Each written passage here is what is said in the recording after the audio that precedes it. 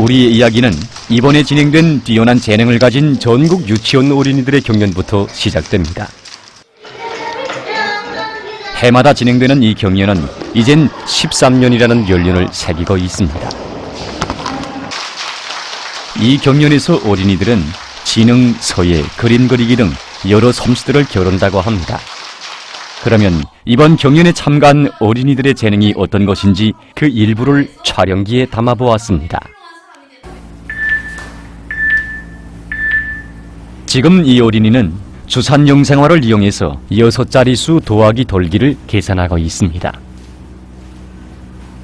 경연은 뛰어난 어린이들의 재능을 찾아내자는 데도 있지만 그 과정을 통해서 교양원의 실무적 자질을 높이기 위한 데도 있다고 합니다.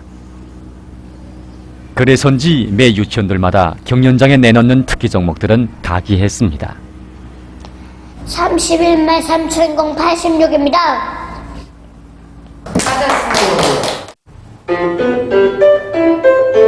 이 어린이는 가기한 점을 통해 전달되는 수두를 계산하고 있습니다. 이 계산은 음에 대한 정확한 판단과 함께 주산 영상화를 동시에 진행해야 하므로 두 가지 사유가 단번에 진행된다고 말할 수 있습니다.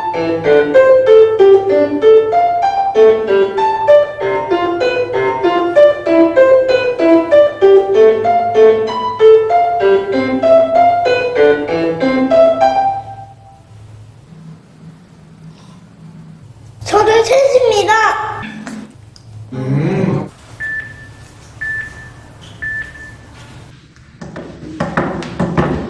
이 어린이는 지금 양옆에 생겨나는 두 수 가운데서 왼쪽은 왼쪽대로, 오른쪽은 오른쪽대로 계산하고 있습니다. 더욱이 0.5초 간격으로 두 개의 수가 100번 바뀌는데 그것은 총 200개의 수를 1초 안에 4개씩 계산하는 것으로 됩니다.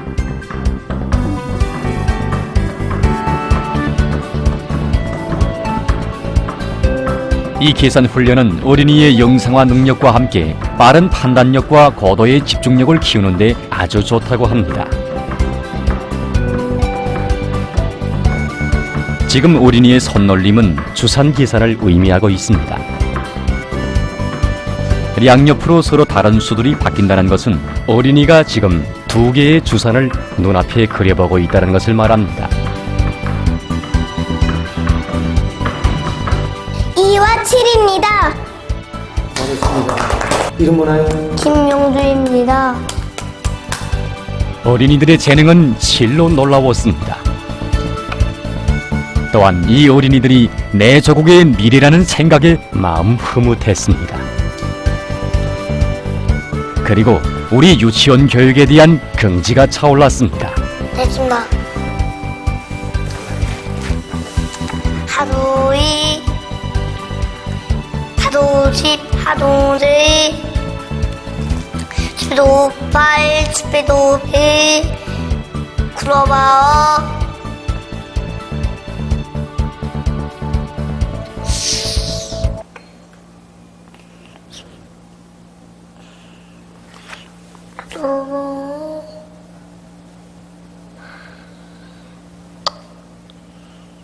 배도집 수배도집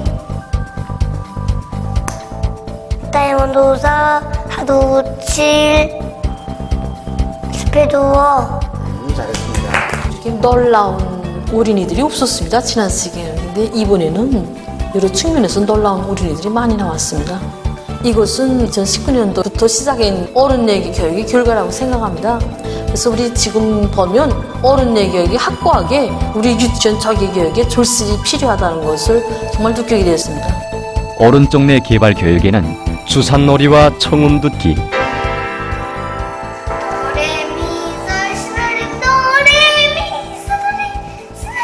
색깔 맞추기와 기억놀이, 로봇 만들기 등 여러 가지가 속한다고 합니다. 그 중에서도 주산 영상화 교육은 많은 유치원 교양원들의 관심사가 되고 있습니다. 그래서 지금 평양시만이 아니라 전국의 많은 유치원들의 주산교육 바람이 불고 있습니다. 주산교육에 대해서 알기 위하여 우리가 찾은 것은 려명거리에 위치하고 있는 11월 3일 유치원이었습니다. 지금 어린이들은 주산을 하기에 앞서 손풀이를 하고 있습니다. 빠른 계산을 목적으로 하는 주산교육에서 손을 재빨리 놀리는 것은 필수적인 기초로 된다고 합니다. 또한 빠른 손 감각을 키우는 것도 어린이의 뇌 발달에 도움을 주기 위해서라고 합니다. 처음에 주산교육은 놀이식으로 어린이에게 접근합니다.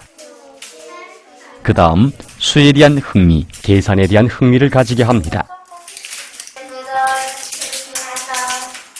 다음은 자기가 계산해보던 주산을 눈앞에 그려보면서 계산하도록 합니다.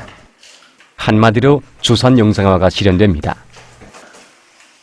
계속해서 수 계산의 속도를 높여 어린이의 판단력과 집중력을 높여나갑니다. 한 자릿수 계산이 원만해진 어린이는 두 자릿수 계산, 세 자릿수 계산 등 계단식 방법으로 그 지능을 높여나갑니다.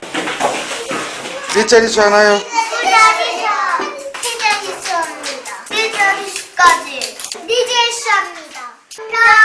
때로는 어린이의 특성에 맞게 청음을 배합해서 주산교육을 주거나 말거리 읽기를 하면서 주산 영상화 계산을 하도록 합니다.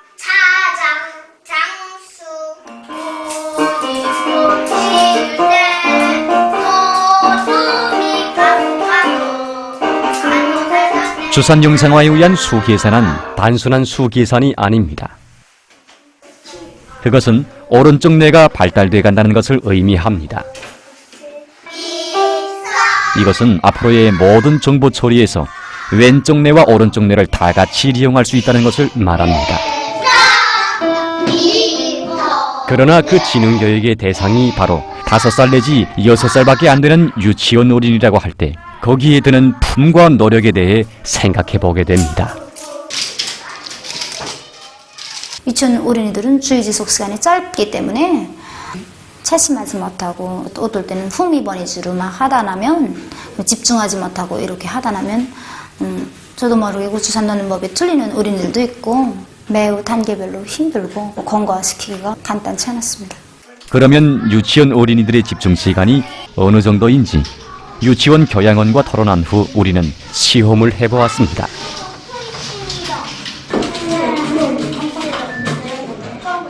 유치원 어린이들의 최고 집중 시간은 매우 짧습니다. 한마디로 잠시도 가만 안 있는 것이 유치원 어린이들입니다. 더욱이 유치원 교육은 학령전 교육인 것으로 해서 소학교의 정규적인 교육과는 많은 차이를 가지고 있습니다. 그에 대해 대비적으로 더 잘 알기 위하여 우리가 찾은 것은 미래 소학교입니다. 선생님과 함께 제목을 따라 읽겠습니다. 왜 자꾸 걱정? 이 학생들은 올해 유치원을 마치고 학교 수업을 6개월 정도 받은 학생들입니다. 45분 수업에 대한 옳은 인식과 그에 따르는 학습 태도, 바로 이 모습을 위해 유치원 교육이 존재합니다. 그러면 소학교 1학년 학생들의 집중력과 지구성이 유치원 시기보다 어느 정도 나온지, 그래서 이것에서도 시험을 해보았습니다. 자유형에 앉아서 학습장에 126페이지 문장을 한번 함께 써보자요.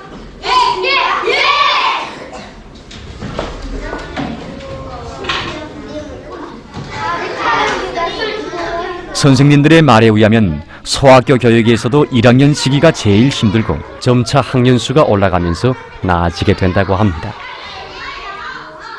유치원생들 올라오는 거 소학교에서 맞지 않습니까? 그 아이들 정말 학생답게 만든다는 게 좀 쉽지 않단 말입니다. 그런 아이들보다 더 나이가 어린 아이들을 맡는 유치원 교양원들도 정말 수고가 많다고 생각합니다.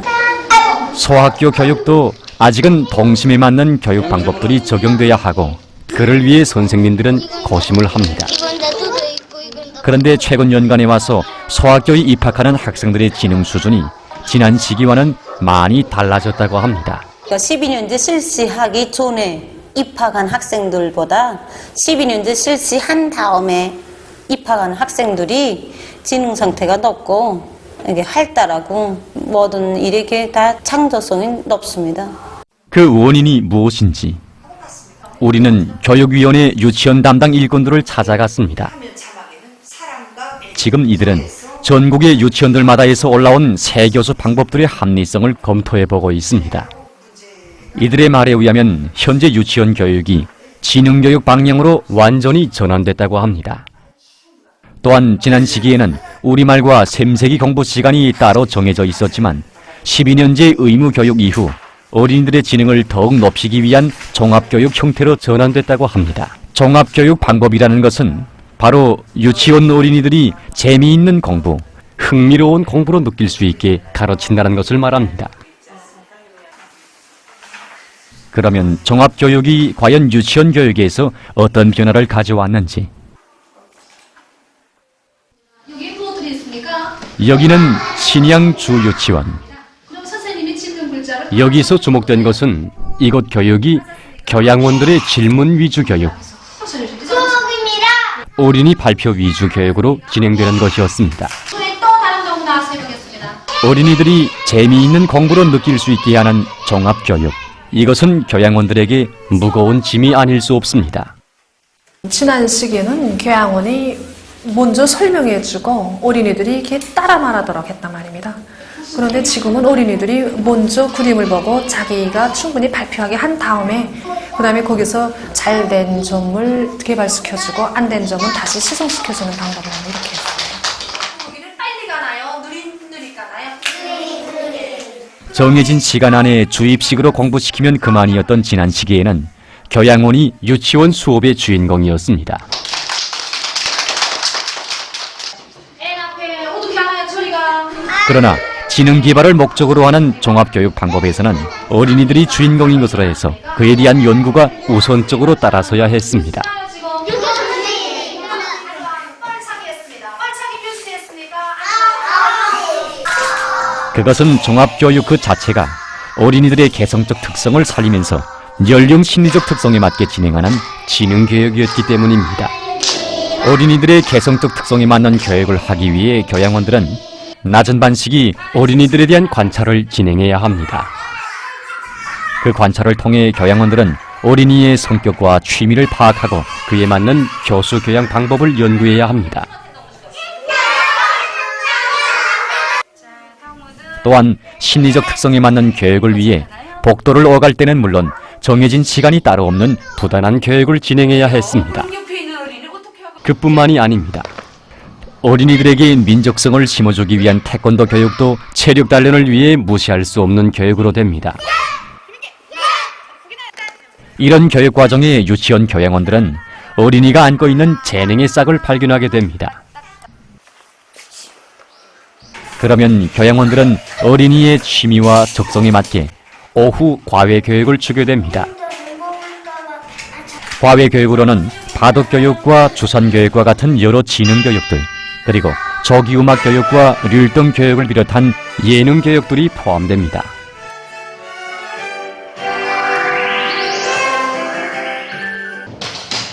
그 어느 것도 무시할 수 없는 이런 교육들이 5살 내지 6살 어린이를 대상으로 유치원 교양원들의 손에서 매일과 같이 진행됩니다. 참으로 힘든 일이 아닐 수 없습니다.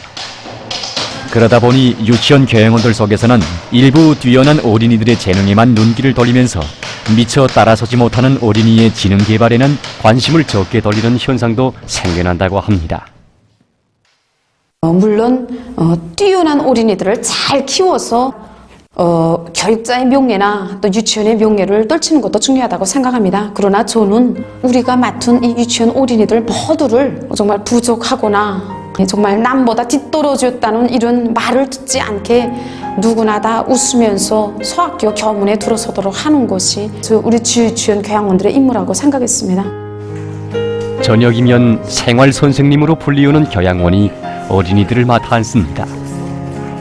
지금 이들은 낮에 진행한 교육 과정에 미처 따라서지 못한 어린이들의 부족점을 인계하고 있습니다. 인계받은 교양원은 오늘이 쓴 어린이의 부족한 면을 엄마처럼 다정히 이끌어줍니다.